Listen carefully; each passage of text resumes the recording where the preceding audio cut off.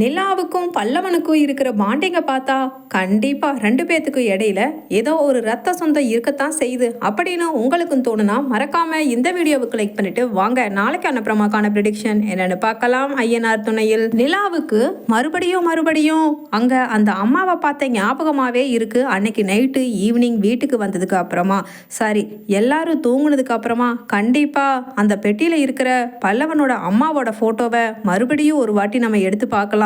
ஏன்னா எனக்கு என்னமோ 100% அவங்கள போலத்தான் இருக்கு. ஆனா இங்க நடேசன் அவர்கிட்ட கேட்டா அவரும் உள்ளதை சொல்ல மாட்டேங்கிறாரு அப்படின்னு நினைச்சுக்கிட்டு படுத்துடுறாங்க. படுத்தாலும் நேரா பார்த்துட்டு அந்த ஞாபகமாவே இருக்க எல்லாரும் தூங்கி இருப்பாங்க. நம்ம போய் இந்த பெட்டியை ஓபன் பண்ணி பல்லவனோட போட்டோவை எடுத்து பார்க்கலாம் அவங்க அம்மா கூட இருக்கிறத அப்படின்னு எடுத்து பார்த்த நிலா கன்ஃபார்மா அந்த அம்மா தான் அங்கே இருக்காங்க. நம்ம கம்பெனிக்கு பக்கமாக தான் அவங்க வீடு. கண்டிப்பாக எப்படியாவது நாளைக்கு ஃபுல்லாக வெளியில் உட்காந்து வெயிட் பண்ணியாவது ஆஃபீஸ் முடிஞ்சதுக்கு அப்புறமா அவங்கள கையும் களவுமா பிடிச்சி என்ன ஏதுங்கிறத விசாரிச்சிடணும் அப்படின்னு நினச்சிக்கிட்டேன். நிலாவுக்கும் பல்லவனும் அவங்க அம்மாவும் சேர்ந்து எடுத்துக்கிட்ட இந்த ஃபோட்டோவை நம்ம ஹேண்ட்பேக்லேயே வச்சிருக்கலாம். ஏன்னா அவங்க கிட்ட கேட்டால் உண்மையை சொல்லலைன்னா அதுக்கப்புறம் கையும் களவுமா அவங்கள மடக்கி பிடிச்சு கேட்குறதுக்கு இது ஒரு நல்ல எவிடன்ஸாக இருக்கும் அப்படின்னு அந்த ஃபோட்டோவை தன்னோட ஹேண்ட்பேக்கில் எடுத்து வச்சுக்கிறாங்க. அங்கே நிலா நினச்சது மாதிரியே அடுத்த நாள் ஆஃபீஸ் வேலையை முடிச்சுட்டு வெளியில் வர்ற நிலா அங்கே வெயிட் பண்ணுறாங்க. கண்டிப்பாக இந்த டைமுக்கு தானே அன்னைக்கு வந்தாங்க அப்படின்னு அவங்க நினச்சது போலவே அந்த லேடியும் அதே வழியாக அந்த பாத்தில் நடக்கிறாங்க. அதை பார்த்த நிலா ஏங்க ஒரு நிமிஷம் நில்லுங்க, உங்ககிட்ட நான் ஒன்று கேட்கணும் அப்படின்னு சொல்லிட்டு கேட்க உடனே அந்த லேடியோ அங்கே நார்த் இண்டியன் லாங்குவேஜ் ஹிந்தியில் பேசுகிறாங்க. என்னம்மா அப்படின்னு உடனே நிலா சொல்கிறாங்க, ஏங்க உங்களுக்கு தமிழ் தெரியாதா அப்படின்னு கேட்குறனே அந்த நார்த் இண்டியன் லேடி சொல்கிறாங்க, இல்லைம்மா எனக்கு தெரியாது அப்படின்னு அரைக்குறையாக தமிழில் பேசுகிறாங்க. கொஞ்சம் தெரியும் தமிழ் அப்படிங்கிற மாதிரி. உடனே நிலா கேட்குறாங்க, இந்த ஃபோட்டோவில் இருக்கிறது நீங்கள் தானம்மா அப்படின்னு கேட்க உடனே அந்த லேடியோ ஆமாம் இது நான் தான் அப்படிங்கிற மாதிரி யோசிச்சுக்கிட்டு இல்லை இது நான் இல்லை அப்படின்னு வேகமாக தன்னோட சேலை முந்தானையை இழுத்து மறுபடியும் சரி பண்ணி போத்திக்கிட்டு போகிறாங்க. உடனே பின்னாடியே நிலா போகிறாங்க. அப்போ அந்த லேடி ஒரு வீட்டுக்குள்ளே புகுந்துட ஓஹோ இதுதான் அவங்க வீடு போல அப்படின்னு சரி இவங்க வீட்டை கண்டுபிடிச்சாச்சு. கண்டிப்பாக இவங்க தான் இந்த ஃபோட்டோவில் இருக்கிறதும் நமக்கு தெரிஞ்சிருச்சு. ஆனால் என்ன பிரச்சனைனால அப்போ என்ன நடந்துச்சுன்னு தெரியல. நம்ம பல்லவன் எப்படி நடேசன் மாமா கிட்ட வந்தாருங்கிறதும் புரியல. அவனோட அப்பா யாருங்கிறதும் கரெக்டாக தெரியல. எப்படியாவது கண்டுபிடிச்சு பல்லவனுக்கு அவன் தான் அனாதைங்கிறத எண்ணத்தை நம்ம மாற்றியே ஆகணும் அப்படின்னு நினச்சிக்கிட்டேன். நிலா அங்கே இருந்து கிளம்புறதுக்காக 2 எட்டு வெளியில் வச்சு நகர்ந்து வர்றாங்க. அந்த சமயம் பார்த்துட்டு அவங்க அப்பா மனோகரோட காரும் வேகமாக வந்து அந்த வீட்டுக்கு முன்னாடி நிற்க உடனே ஓடி போய் அங்கே இருந்த ஒரு மரத்தடியில் மறைஞ்சிட்டு நிலா பார்க்குறாங்க. இது என்ன நம்ம அப்பா காராச்சே, இவர் எதுக்கு திருவண்ணாமலையிலேருந்து சென்னைக்கு வந்திருக்காரு? கண்டிப்பாக நம்மளையும் சோழனையும் ஏதாவது பழி வாங்கிறதுக்காக தான் இருக்கும். ஒருவேளை நம்ம கம்பெனி இந்த ஏரியாவில் தான் இருக்குன்னு சொல்லி ஏதாவது நியூஸ் கிடச்சி நம்ம எம்டி கிட்ட ஏதாவது பேசி நம்ம வேலைக்கு வேட்டு வைக்கிறதுக்கு வந்திருக்காரா அப்படின்னு அந்த லேடியோட வீடும் அங்கே நிலாவோட கம்பெனியும் கொஞ்சமாக பக்கமாக இருக்க அந்த லேடி வீட்டுக்கு தான் மனோகர் வர்றாருங்கிறத புரிஞ்சுக்காம நிலா கண்டிப்பாக சோழனையும் நம்மளையும் பிரிக்கிறதுக்கு வேலைக்கு ஆப்பு வைக்கிறதுக்கு வேண்டிதான் வந்திருக்காரு. என்ன நடக்குதுன்னு இருந்து பார்த்தே ஆகணும் அப்படின்னு சரி எதுக்கும் ஒரு எவிடன்ஸாக இவர் எங்கே போகிறாரு என்ன பண்ணாருங்கிறத நாளைக்கு கையும் களவுமா பிடிக்கிறதுக்கு ஒரு வீடியோவை பிடிச்சிடுவோம் அப்படின்னு தன்னோட ஃபோனை எடுத்து மனோகர் காரில் இருந்து இறங்குறதுல இருந்து அப்படியே அடியாக எடுத்து வச்சு அங்கே பக்கத்தில் இருக்கிற கம்பெனிக்கு போகிறாரா அப்படின்னு பார்க்குறாங்க. ஆனால் நிலாவுக்கு ட்விஸ்ட் வைக்கிற மாதிரி அந்த நார்த் இண்டியன் லேடி இருக்கிற வீட்டுக்குள்ளே போகிறாரு மனோகர். நிலாவுக்கு அதிர்ச்சி ஆகிடுது. என்ன இவர் எதுக்கு இந்த அம்மா வீட்டுக்குள்ளே போகிறாரு, இவருக்கும் இந்த அம்மாவுக்கும் என்ன சம்பந்தம் அப்படிங்கிற மாதிரி. சரி எதுவாக இருந்தாலும் நம்ம போய் இப்போ பேசினா கண்டிப்பாக சரிப்பட்டு வராது. இவர் அந்த வீட்டில் இருந்து வெளியில் கிளம்பி போனதுக்கப்புறம் அந்த அம்மாவை என்ன ஏதுங்கிறத உண்மையை சொல்லாமல் நம்ம இங்கிருந்து கண்டுபிடிக்காமல் நகரவே கூடாது அப்படின்னு மனோகர் அந்த வீட்டுக்குள்ளே போக தட்ட உடனே அந்த லேடியும் வெளியில் வந்து கதவை திறந்துட்டு கேட்குறாங்க, அச்சச்சோ நீங்கள் எதுக்கு இங்கே வந்தீங்க அப்படிங்கிற மாதிரி மனோகரை பார்த்துட்டு உடனே மனோகரும் சொல்கிறாரு அந்த லேடி கிட்ட, நான் உனக்கு பண்ணின பாவத்துக்கு நல்லா அனுபவிச்சிட்டேன் மானசா. எனக்கு இப்பதான் தெரிஞ்சிச்சு நீ இங்கே தான் குடியிருக்கேன்னு. இப்போ புதுசாக உன் வீட்டை ஏன் இங்கே மாற்றிட்டு வந்த? நீ மாற்றிட்டு வந்தாலும் பரவாயில்ல மானசா, அதை என்கிட்ட சொல்லி இருக்கலாம்ல.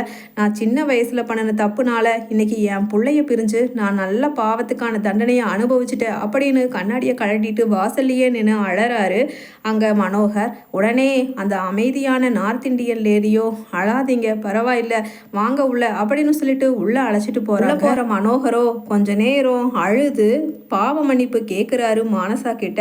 அதுக்கப்புறம் கண்ணாடியை கழட்டிட்டு கண்ணை தொடச்சிட்டே வெளியில் வந்துட்டு காரை எடுத்துட்டு வேகமாக மனோகர் கிளம்பி போயிட நேராக உள்ளே போகிறாங்க நிலா.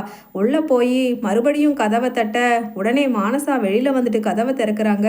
என்னம்மா பொண்ணு, நீ இன்னும் கிளம்பலையா? நான் தான் யாருன்னு தெரியாதுன்னு சொல்லிட்டு அப்போவே வந்துட்டேன்ல, மறுபடியும் எதுக்குமா நீ என் வீட்டு வாசலை நின்று கதவை தட்டி என்ன இப்படியெல்லாம் என்னை கஷ்டப்படுத்துகிற அப்படின்னு சொல்ல உடனே அங்கே நிலா சொல்கிறாங்க, சொல்லுங்க இப்போ வந்துட்டு போனாரே அவருக்கும் உங்களுக்கும் என்ன சம்மந்தம் அப்படின்னு அங்கே அதட்டி நிலா கேட்க உடனே அந்த லேடி சொல்கிறாங்க, சரிம்மா சரி உள்ளவா, நான் என்னோடய கதையை சொன்னாதான் நீ நகர்வேன்னா அதை பற்றி எனக்கு தப்பில்லை, ஏன்னா நான் பெத்த புள்ள மாதிரி தான் நீயும், வாமா அப்படின்னு உள்ளே கூட்டிகிட்டு போகிறாங்க. உள்ளே போய் பார்த்தா நிலாவுக்கே அதிர்ச்சி கொடுக்குற மாதிரி அங்கே ஹாலில் மனோகர் கூட சின்ன வயசில் ஜோடி சேர்ந்து அங்கே மானசாவும் மனோகரும் எடுத்துக்கிட்ட ஃபோட்டோவை மாட்டியிருக்க உடனே நிலா, இது என்னங்க ஃபோட்டோ, இவர் யாரு, இப்போ வந்துட்டு போனாரல்ல அவர் தானே அப்படின்னு கேட்குறாங்க நிலா. உடனே மானசா சொல்கிறாங்க, ஆமாம்மா பொண்ணு, ஆமாம் இப்போ வந்துட்டு போனாரே அவர் தான் என் வீட்டுக்காரர். நான் வெளிப்படையாக 4 பேர் கூட நல்ல முறைக்கு நல்லது கெட்டது வீட்டில் போய் கலந்துக்கிற அளவுக்கு நாங்கள் 2 பேருக்கான இடையிலான உறவு சுமூகமாக இல்லைம்மா அப்படின்னு சொல்லிட்டு தேம்பி அழறாங்க. உடனே புரிஞ்சுக்கிட்ட நிலாவோ, என்னங்க சொல்கிறீங்க, அப்போ உங்கள் கணவர்னு சொல்கிறீங்க, அப்புறம் ஏன் நீங்கள் வெளியில் போக மாட்டேன்னு சொல்கிறீங்க அவர் கூட, ஒன்றுமே புரியலையே அப்படின்னு நிலாவுக்கு பாதி புரிஞ்சும் பாதி புரியாத மாதிரியும் மனசுக்குள்ள ஒரு ஷாக்காக கேட்குறாங்க அங்கே மானசாவை பார்த்துட்டு. உடனே மானசா சொல்கிறாங்க, ஆமாம்மா ஆமாம், இவர் தான் என் வீட்டுக்காரர் மனோகர்.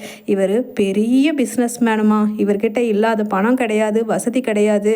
ஆனால் சின்ன வயசில் அவர் மனைவிக்கே தெரியாமல் என்னை ஏமாற்றி என் வயிற்றில், அதோ நீ ஃபோட்டோவில் அப்பளையா நான் நடந்து வரும்போது கேட்டே இல்லை, அந்த பையனை கொடுத்துட்டு என்னை விட்டுட்டு போயிட்டாருமா நடுத்தெருவில் அப்படின்னு தேம்பி அழறாங்க. உடனே நிலாவுக்கோ ஷாக் ஆகி, என்னங்க சொல்கிறீங்க, அப்புறம் ஏன் நீங்கள் அவரை நம்பி இப்படியெல்லாம் ஒரு குழந்தைய பெற்று அந்த குழந்தையும் சீரழிச்சிங்க, பேசாமல் நேர்மையாகவே நீங்கள் கல்யாணம் பண்ணியிருக்க வேண்டியது தானே அப்படின்னு கேட்க உடனே மானசா சொல்கிறாங்க, ஆமாம்மா ஆமாம், என் வயிற்றில் அந்த குழந்தை உண்டானதுக்கு அப்புறமா நான் வந்து இங்கே அவரை கேட்டு பார்த்தேன், அவரோட சொந்த ஊர் திருவண்ணாமலைன்னு. அங்கே போய் பார்த்தா ஏற்கனவே திருமணமாகி அவரோட தோல் உயர பையனும் பொண்ணும் இருக்காங்கங்கிறத அங்கே விசாரித்து நான் தெரிஞ்சிட்டேம்மா, அதனால தான் அவர் என்னை அப்படியே விட்டுட்டு வந்துட்டாருன்னு நான் புரிஞ்சுட்டேன் அப்படின்னு சொல்ல உடனே நிலா கேட்குறாங்க, சரிம்மா சரி, அதுக்கு வேண்டி நீங்கள் அவர் உங்களுக்கு பண்ணின துரோகத்துக்கு ஒரு நீதி கிடைக்கணும்ல, நீங்கள் அவரை 2வதா கல்யாணம் பண்ண சொல்லி கம்பல் பண்ணியிருக்கலாம்ல, அவரை நம்பி தானே உங்கள் வயிற்றில் அந்த குழந்தைய சுமந்துட்டு இருந்தீங்க அப்படின்னு நிலா கேட்க உடனே மானசா சொல்கிறாங்க, இல்லைம்மா இல்லை, ஏன்னா அவர் வேணும்னா மனசுக்குள்ள ஒரு வஞ்சகத்தையும் சூழ்ச்சியையும், அவர் ஏற்கனவே கல்யாணம் ஆகி குழந்தை இருக்கிறத மறைச்சு என்கிட்ட அப்படி குடும்பம் நடத்தி என் வயிற்றில் குழந்தைய கொடுத்துருக்கலாம். ஆனால் எனக்கு அப்படி கிடையாதுமா, நான் உண்மையாலுமே அவரை கணவர்னு நினச்சி நம்பித்தான் நான் அவர் கூட பழகி என் குழந்தை உண்டாச்சு. அதனால் நான் அவர் மேலே வச்சிருக்கிற காதலுக்கு உண்மையாக அவரோட குடும்பத்தை தொந்தரவு பண்ணக்கூடாதுன்னு, ஏன்னா அவரோட பொண்ணு ஒரு 7-8 வருஷம் குழந்தையா இருந்தாமா, அந்த குழந்தைக்கும் அவரோட பையனுக்கும் நான் ஒரு துரோகம் பண்ண விரும்பலமா, அவங்க அப்பாவை அவங்கக்கிட்டேயே விட்டுட்டு நாம் ஒதுங்கிக்கலான்னு அதை பார்த்துட்டு அப்படியே நான் வந்துட்டேம்மா திரும்பி. ஆனால் நான் அவர் வீட்டுக்கு போய் அங்கே அவரை பற்றி எல்லாமே தெரிஞ்சுக்கிட்ட அந்த மனோகர் திரும்பவும் என்னை கண்டுபிடிச்சு இங்கே வந்தாருமா. வந்து எனக்கு ஆண் குழந்தை பிறந்திருக்குன்னு தெரிஞ்ச உடனே அவர் அந்த குழந்தைய எப்படியாவது அநாத ஆசிரமத்தில் விட்டுரு அப்படின்னு சொல்லிட்டு என்கிட்ட கேட்டாருமா. ஏன்னா அந்த குழந்தையும் நானும் ஒன்றா இருந்தோன்னா என்னைக்கு இருந்தாலும் எதிர்காலத்தில் அவருக்கு தொந்தரவு தான் அப்படின்னும் அவரோட குடும்ப வாழ்க்கை பாதிக்கப்படும், அவரோட ப்ரெஸ்டீஜ் கௌரவம்னு ரொம்பவுமே எதிர்பார்க்குற அந்த பணக்கார வர்க்கத்தை சேர்ந்த மனோகருக்கு கண்டிப்பாக அது பிடிக்காம என் குழந்தைய அனாதை ஆசிரமத்தில் விட சொல்லி வற்புறுத்தினாருமா. ஒரு கட்டத்துக்கு மேலே நான் விட மாட்டேன்னு என் குழந்தைய ஒரு வயசு வரைக்கும் அங்கே இங்கேன்னு பக்கத்து வீடு எல்லாம் 10 பாத்திரம் கழுவி வளர்த்தேன். அப்போ எடுத்த ஃபோட்டோ தாம்மா இது. ஒரு 10 மாத குழந்தையா இருப்பான் இந்த பையன். அதுக்கப்புறம் ஒரு நாள் நான் வேலைக்கு போயிட்டு வரக்குள்ள தொட்டலில் தூங்க வச்சிருந்த குழந்தைய கொலை பண்ணுறதுக்காக வந்துட்டாம்மா அந்த மனோகர். அதுக்கப்புறம் தான் நான் புரிஞ்சுக்கிட்டேன், நான் அவன் மேலே வச்சிருந்த மானசீகமான காதல் தப்பானது. இவன் ஒரு தப்பானவன். பெத்த குழந்தையவே கொலை பண்ணுற அளவுக்கு ஒரு துணிஞ்சவன் எவ்வளவு ஒரு கேவலமானவனாக இருப்பான் அப்படின்னு நாங்கள் வேற வீடை மாற்றிட்டோம்மா. அங்கேயும் வந்து ஒரு ஒரு 2-3 மாசத்துல மறுபடியும் மிரட்டினாம்மா. இந்த குழந்தைய நீ உயிரோட வச்சிருந்தேனா, உயிரோட இருக்கணும்னு நீ ஆசைப்பட்டனா ஒழுங்கு மரியாதையை அனாதை ஆசிரமத்தில் விட்டுரு, இல்லைனா யாராவதுக்கு தெரியாமல் தத்து கொடுத்துடு. ஆனால் நீயும் இந்த குழந்தையும் ஒன்றா இருக்கவே கூடாது. அதுக்கப்புறம் உன்னையும் கொலை பண்ணிடுவேன், உன் குழந்தையும் கொலை பண்ணிடுவேன்னு எங்கே தன்னோட மனைவி தேன்மொழிக்கு தெரிஞ்சிடுமோன்னு மிரட்டினாருமா அப்படின்னு தேம்பி தேம்பி அழறாங்க. உடனே நிலாவோ, என்னம்மா நீங்கள் அப்போவே அவனை பிடிச்சி போலீஸில் பிடிச்சு கொடுத்துருக்கணும் தானே அப்படின்னு சொல்ல, உடனே மானசா சொல்கிறாங்க, அம்மா ரொம்ப நேரம் ஆயிருக்காது அவனை போலீஸில் பிடிச்சு கொடுக்கணும்னு நினச்சிருந்தா. ஆனால் அவனோட குழந்தைங்க 2 பேரும், பொண்ணும் பையனும் 2 பேர்த்துக்கும் அவங்க அப்பா வேணும். கடைசி வரைக்கும் 2 பேரும் சந்தோஷமாக இருக்கட்டும். எனக்கு கிடைக்காத சந்தோஷம் ஏன் என் குழந்தைக்கு கிடைக்காத சந்தோஷம் அவங்களுக்காவது இருக்கட்டும். ஒரு குடும்பத்தை கெடுத்த பாவம் நமக்கு வேண்டான்னு. ஏன்னா எனக்கு முன்னாடியே கல்யாணம் ஆனவங்க, அவங்களுக்கு ஒரு துரோகியா என்னை பார்த்தா இருக்கும். அதனால் நாமளே ஒதுங்கிக்குவோன்னு நானும் ஒதுங்கி போனான்.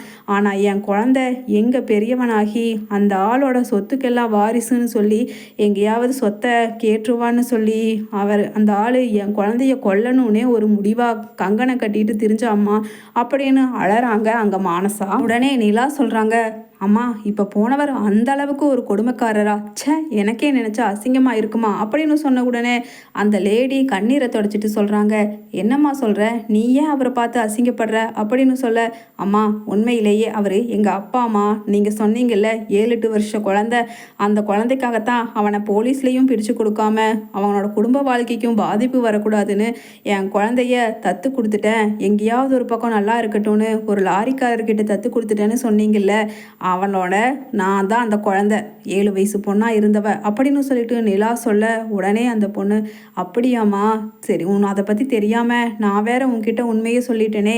இப்போ என் பிள்ளை இருக்கிற அட்ரஸை வேற உன்கிட்ட சொல்லிட்டேன். லாரிக்காரரு, அதான் லாரி டிரைவர் நடேசன் வீட்டில் இருக்கான்னு. எங்கேயாவது என் குழந்தைய கொன்றாதீங்கம்மா, அவன் நல்லா இருக்கட்டும். எப்படியோ அந்த நடேசன் அண்ணன் கஷ்டப்பட்டு இத்தனை வருஷமாக என் பிள்ளைய வளர்த்து ஆளாக்கி இருக்காரு. அதனால் கையெடுத்து கும்பிட்றம்மா, உங்கள் அப்பாவும் நீயும் என் பிள்ளைய கொன்றாதீங்கம்மா. ஏன்னா அவன் நல்லா இருக்கணும். உங்கள் சொத்துக்கெல்லாம் அவன் கண்டிப்பாக ஆசைப்பட மாட்டாம்மா அப்படின்னு சொல்லிட்டு அழறாங்க. உடனே நிலா அங்கே மானசாவை கட்டி அணைச்சு கண்ணீரை தொடச்சிட்டு சொல்கிறாங்க, அம்மா நீங்கள் அழக்கூடாதுமா. நான் அந்த மாதிரி டைப் கிடையாது. எங்கள் அப்பா பண்ணின பாவத்தை நினச்சா எனக்கே அசிங்கமாக இருக்குமா.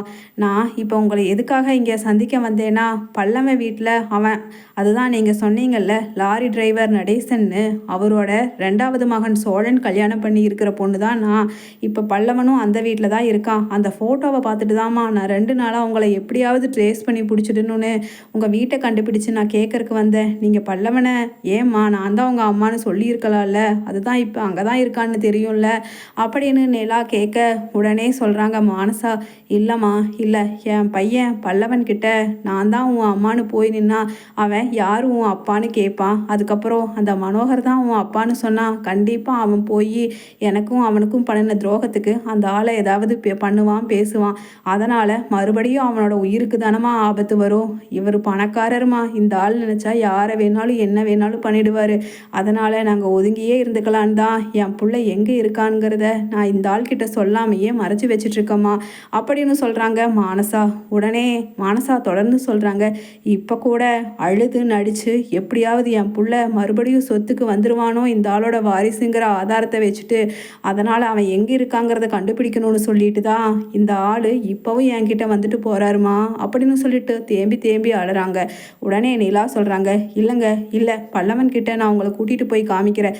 அது மட்டும் இல்லாமல் அங்கே அந்த ஆள் மனோகர் வீட்டில் இப்போ எனக்கும் அந்த ஆளுக்கும் ஆகிறது இல்லைம்மா. அந்த ஆள் சொத்துக்கு வேண்டியும் பணத்துக்கு வேண்டியும் எவ்வளவு பெரிய பாவத்தை வேணாலும் செய்ய துணிஞ்சவர்னு புரிஞ்சுக்கிட்டு நான் விலகி வந்துட்டேம்மா. அவரோட பொண்ணாவே இருந்தாலும் அவர் முகத்தில் கூட இப்போ விழிக்கிறதுக்கு நான் விரும்புறது கிடையாதுமா. அதனால் நானும் பல்லவனும் தான் அந்த ஆளோட பையன் பொண்ணுன்னு சொல்லி கண்டிப்பாக சொத்தில் பங்கு கேட்டு அந்த ஆளுக்கு பாடம் புகட்டியே ஆகணும். பணம் காசு சொத்துன்னு எங்களுக்கு ஆசை இல்லைனாலும் இந்த ஆள் மனோகருக்கு நம்ம யாருங்கிறத பாடம் புகட்ட வேண்டாம். அதனால் இப்போவே வாங்கம்மா, நீங்கள் தான் அவரோட மனைவினும் ரெண்டாவது துணைவியாருனும் உங்களோட சன் தான் பல்லவனும் உங்களை ஏமாற்றி பண்ணாருன்னு கேஸ் ஃபைல் பண்ணுவோம் அப்படின்னு அந்த லேடியை நடேசன் வீட்டுக்கு அழைச்சிட்டு போக உடனே நடேசன் சொல்கிறாரு, என்னம்மா நிலா, இந்த அம்மாவை எதுக்கு இங்கே கூட்டிகிட்டு வந்த? பல்லவன் உயிரோடு இருக்கிறது உனக்கு பிடிக்கலையா அப்படின்னு கேட்குறாரு. உடனே அந்த மானசா சொல்கிறாங்க, அண்ணா இல்லைண்ணா, நான் சொன்னேன்ல என்னை ஒருத்தர் ஏமாற்றிட்டாரு, என் பையனை கொலை பண்ண பார்க்குறாருன்னு, அந்த ஆளோட பொண்ணு தானா இவர் அப்படின்னு சொல்ல உடனே நடேசனே அதிர்ச்சியாகி நிற்கிறாரு. என்னம்மா சொல்கிற, உன் அப்பா தான் பல்லவனோட அப்பாவா அப்படின்னு கேட்க உடனே நிலா, இதை பாருங்கள் ஃபோட்டோவில், இவர் தானே நீங்கள் சொல்கிறவர் அப்படின்னு மறுபடியும் மானசா கிட்ட உறுதிப்படுத்திக்க உடனே மானசா, ஆமாம்மா ஆமாம் இந்த ஆளே தான் அப்படின்னு சொல்ல உடனே பல்லவனும், அப்போ என்னோட அப்பாவும் நிலா அண்ணியோட அப்பாவும் ஒரே ஒருத்தரா? அப்போ நானும் நிலா அண்ணியும் அண்ணி இல்லை அக்கா இனிமேல் அப்படின்னு சொல்லிட்டு அங்கே அழறாரு. உடனே நடேசனும், அழாதப்பா அழாத அப்படின்னு சொல்லிட்டு தட்டி அணைக்க உடனே மன்னிப்பு கேட்குறாரு நடேசன் கிட்ட. பல்லவன், என்னை மன்னிச்சிருங்க, நான் தப்பாக நினச்சிட்டேன் அப்படின்னு. உடனே நிலா, வா பல்லவா, அந்த ஆளுக்கு நம்ம யாருன்னு அந்த ஆள் கண்ணில் விரலை விட்டு ஆட்டி காமிப்போம் அப்படின்னு அங்கே லாயரை பார்த்து வக்கீல் நோட்டீஸ் அனுப்புகிறாங்க. சொத்துல எங்களுக்கும் 2 பங்கு வேணும் அப்படின்னு. அந்த வக்கீல் நோட்டீஸை பார்த்த மனோகர் அதிர்ச்சியாகி நிற்கிறார்.